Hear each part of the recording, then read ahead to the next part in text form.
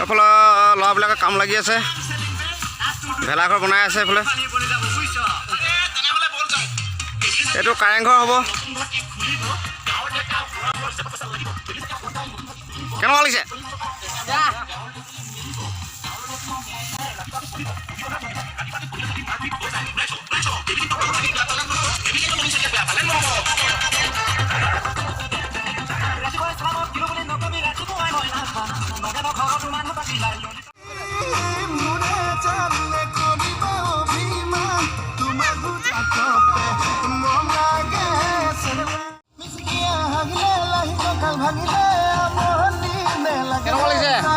ভাল লাগিছে না? কামত লাগি আছে বৰ্তমান।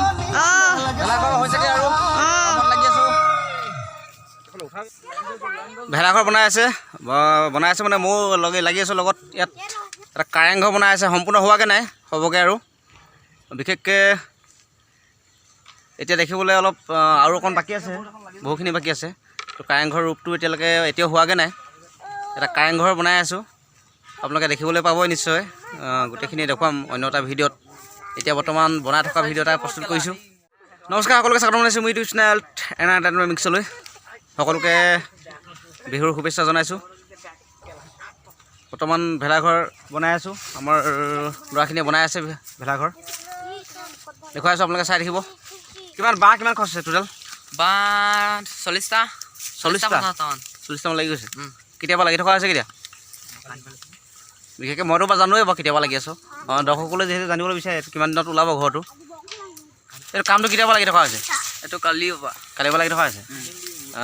আজিতো আধা দি হৈ যাব, কাইলৈ মানে হৈ যাব লাগে। কাইলৈ হৈ যাব। বাঁহ কিমান খৰচ হ'ল টোটেল? বাঁহ 40টা 50টা ভিতৰত হৈছে। 40-50টা লাগি গৈছে। 40-50 দেখিবলৈ অকণমান বহুত বাঁহ। গতিকে ভোগালী অসমীয়া এটা পৰম্পৰা বা প্ৰতিশাসন ভোগালী বিহুটি উদযাপন কৰিবলৈ লৈছোঁ। আৰু অসমৰ সকলো ফালেই হয়তো এতিয়া ভেলাঘৰ বনোৱাত প্ৰস্তুত হৈ আছে। আমিও ঠিক তেনেকৈ প্ৰস্তুত কৰি আছোঁ, বনাই আছোঁ ভেলাঘৰ। আৰু অকণমান বাকী আছেগৈ। কাৰেংঘৰৰ ৰূপ দিবলৈ চেষ্টা কৰিছোঁ। কাৰেংঘৰটোৰ নিচিনাই হ'ব, 3 সোমবাৰ দিছোঁ আৰু ওপৰত এডোখৰ হ'ব। তাৰপিছত আৰু আছে বাকীখিনি।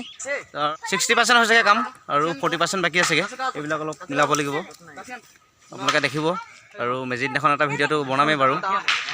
আৰু আজি এইটো দিলোঁ প্ৰথম, কেনেকৈ ধৰণে আমি উদযাপন কৰিব লৈছোঁ ভোগালী বিহুটিক। গতিকে আপোনালোকে যদিহে ভিডিঅ'টো ভাল পালে তেনেহ'লে ভিডিঅ'টো লাইক কমেণ্ট শ্বেয়াৰ কৰিব, লগতে উদযাপন কৰক আপুনিও বিহু। যিহেতু ভোগালী বিহু বছৰেকত এবাৰহে আহিব, সেইটো কাৰণে সকলোৱে পালন কৰক। আৰু অসমবাসী সকলোৱে কুশলে থাকক, কুশলে আপোনালোকে বিহুটি পালন কৰক। সকলোৱে যাতে সুখে শান্তিৰে ভোগালী বিহুত এসাঁজ সুখে শান্তিৰে সকলোৱে মিলিজুলি খাওক।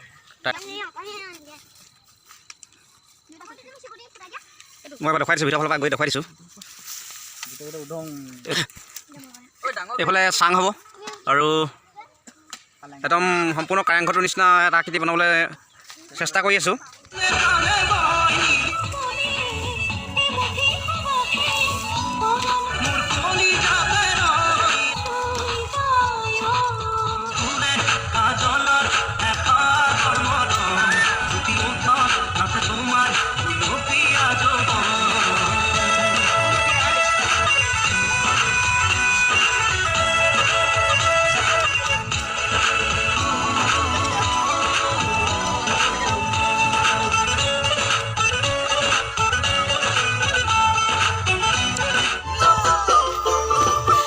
মই বৰ্তমান ওপৰত উঠি আছোঁ আৰু ওপৰৰ পৰা দেখুৱাই আছোঁ।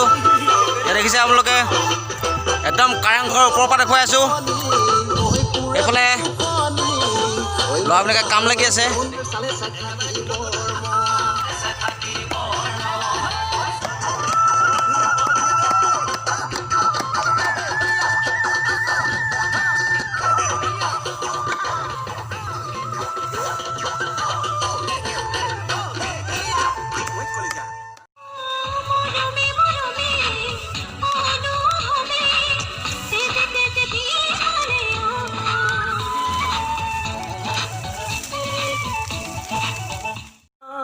বৰ্তমান ৰাতি হৈ গ'ল। ৰাতিও আমি লাগি আছোঁ কামত, ভেলাঘৰ বনোৱাৰ কামত লাগি আছোঁ। যিহেতু সময় কম, সেইটো কাৰণে কাইলৈ ৰেডি কৰিব লাগিব। সেইটো কাৰণে এতিয়া ৰাতিও লাগি থাকিবলগীয়া হৈছে। আমাৰ ল'ৰাখিনিয়ে ৰাতিও লাগি আছে। এতিয়া মই গোটেই পৰিৱেশটো এবাৰ দেখুৱাই দিছোঁ। এইফালে লাগি আছে। কেনেকুৱা লাগিছে? ৰাতিও কামত লাগি থকা হৈছে, কেনেকুৱা লাগিছে? এটা বছৰৰ মূৰত বিহুটো আহে, ফূৰ্তি লাগিছে অলপ। ভাল লাগিছে? ভাল লাগিছে। ঠিক আছে।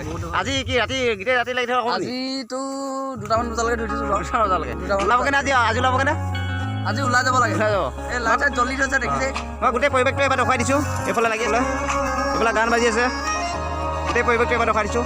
বহুত অকণমান বাকী আছেগৈ। 40% বাকী আছে। মই অথনি কৈছিলোঁ লাগি আছোঁ গোটেইখিনি।